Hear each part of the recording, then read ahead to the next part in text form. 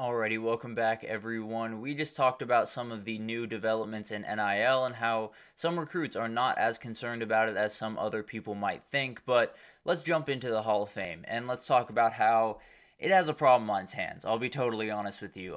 When the list came out a couple of days ago of the people eligible for the Hall of Fame, you're looking down the list and you're saying, man, about half of these people probably deserve to be in the College Football Hall of Fame, but only 12 can make it, and that is where my problem starts. Let's get into all the requirements that go into being in the College Football Hall of Fame, and a lot of them are normal, a lot of them are, make sense, some of them are outright ridiculous. So let's get into some of the different things that are going on, and I think one of the biggest things is players are one of the interesting things in college football where I get that, you want your best players in the College Football Hall of Fame. You want the guys that are first team All-American selections, which is one of the requirements. You want, the big time players that have cemented them into history, but it's not always what college football is about. I think there's a lot of players that haven't made a first team All-American or,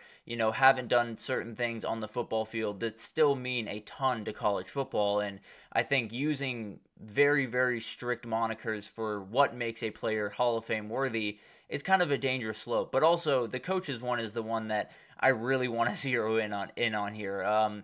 They have to be 3 full years after retirement unless they're 70 at the point of retirement. So Nick Saban was 70. He was able to get in this year. Active coaches have to be 75. I'm not sure if Bill Snyder was 75 when he was still coaching, but he has since gotten in and it absolutely deserves to be in. But also, the coach has to coach for at least a decade in college football. They have to coach at least 100 games and win at least 60% of them. So that's wild for a couple of reasons. Guys like Pete Carroll coached 9 seasons in college football. He should be in the Hall of Fame. I don't see any other argument for that. Mike Leach sits right below that 600 winning percentage mark with 596. There's no reality where you can't, bend the rules a little bit for someone like Mike Leach. So getting into all of this, it's been a little bit frustrating. I'll be totally honest with you. When I, get into a lot of these different type of, really get into the weeds of all this stuff, you realize how many people deserve to be in that Hall of Fame that are not right now. It starts with that man right there. The fact that Mike Leach is not in already is beyond crazy, but that's beside the point. I think there are a number of players that deserve to be in that for whatever reason are not. And let's start with Kellen Moore. He left his career as the NCAA leader in wins. He was second in touchdowns, fifth in passing yards when he left. He is one of the most defining players of the 2000s and brought a team like Boise State into the national conversation in a lot of ways. So the idea that he is not in there is just outright insane. Monty Ball had 39 touchdowns in a season, and I'm not joking. It is actually 39 touchdowns in a season. He tied the FBS record and took it from Barry Sanders to give you an idea of where he was up.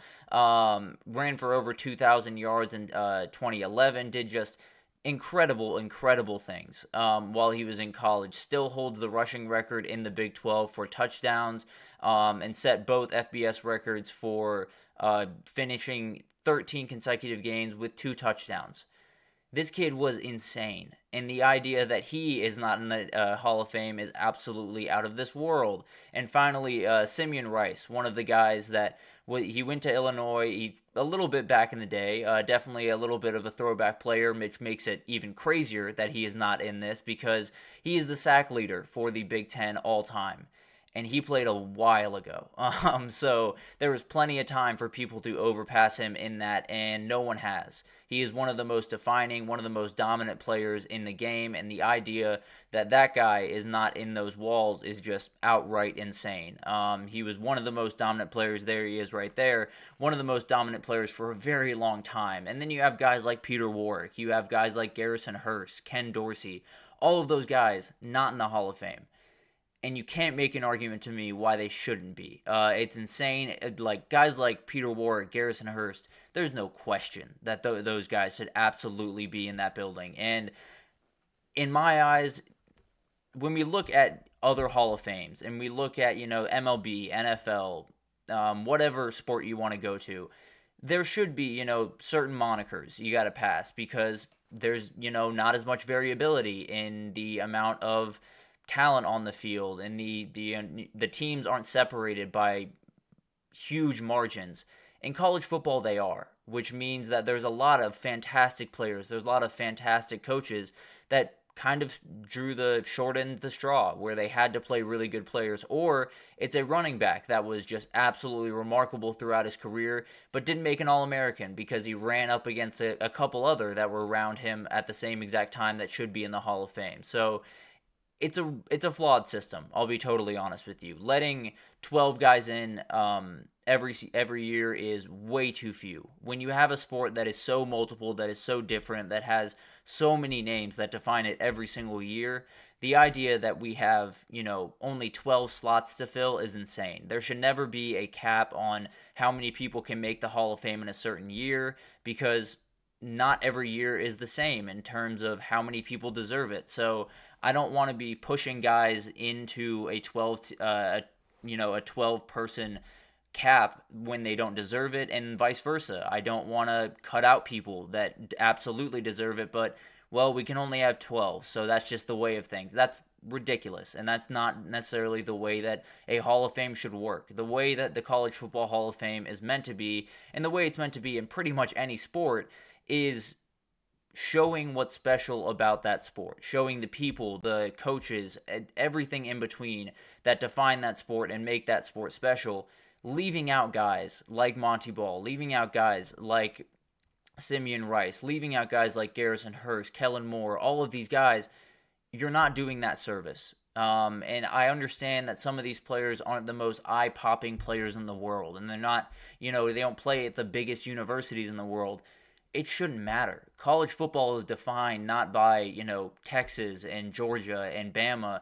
It's defined by the Toledos of the world, the Boise States of the world, the teams that take us by surprise, the teams that show up to work every day knowing that they're not going to get the coverage that the other guys do. And I think the idea that some of these people are being left out because I don't know why Kellen Moore is being left out, but I have to assume it has something to do with him going to Boise State, and that's insane. There's no reality where you can have a College Football Hall of Fame and leave out a huge sect of college football that makes it what it is, that makes it special, that makes it specific. And I think when you look at this Hall of Fame right now, I'd love to tell you that, it's a great place to go and get all of the history of college football. And to be honest, I've been there. It's a really, really fun atmosphere, and it's a lot of really, really cool things in there and some fun activities and everything. But as far as I'm concerned, it's not a Hall of Fame at this very moment. It's a cool museum. It's a very, very fun place to spend your day. That's all well and good, but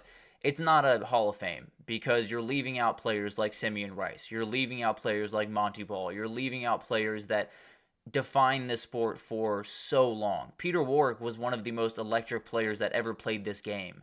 And the idea that he didn't make it his first time around, to be fair, is insane enough. But the fact that it's had to wait this long is just ridiculous.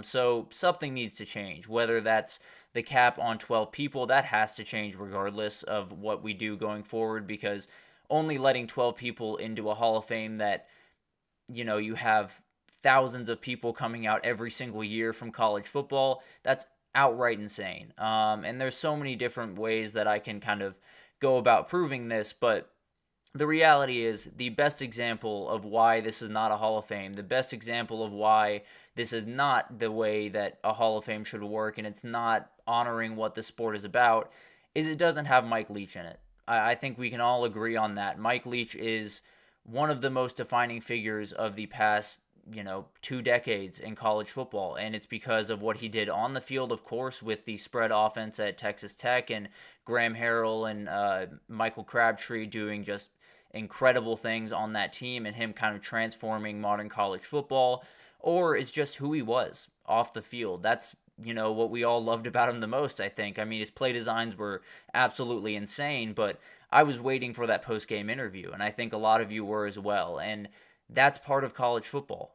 It's not always about what happens on the field. It's not always about the winning percentage. It's not always about, how long you were part of the game. Pete Carroll was here for 9 years, but he left a indelible mark on a university that is one of the biggest brands in all of college football. So it's broken. I'll put it that way. The system, the way it's going about, I don't know if it's the people in the room making the wrong decisions. Well, I know it's that in terms of guidelines, but I don't know if it's the wrong people, voting on this. I don't know if it's pure ignorance to some of the players that matter so much to college football, or it's just a little bit of laziness. I don't know what it is, but as far as I'm concerned, when we're looking at the College Football Hall of Fame right now, it's a fun museum.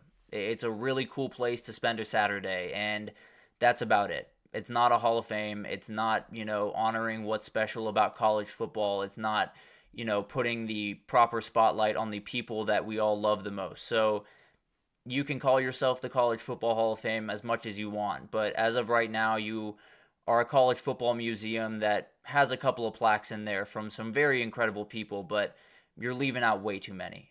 So there are plenty of examples of people that absolutely should be in that aren't, but the Hall of Fame's just off right now, and it can be fixed, and it's something that I think we're finally getting a good amount of momentum for it to be fixed, but as of right now, it's a very disappointing thing to look at, I suppose. But we'll take our second break here, and when we come back, we're going to talk about NC State and UNC. It seems like they might be pushed or forced, honestly, to play some of the group of 5 teams in their state, and I absolutely love it. So I'll break that down right after this, so stick with us.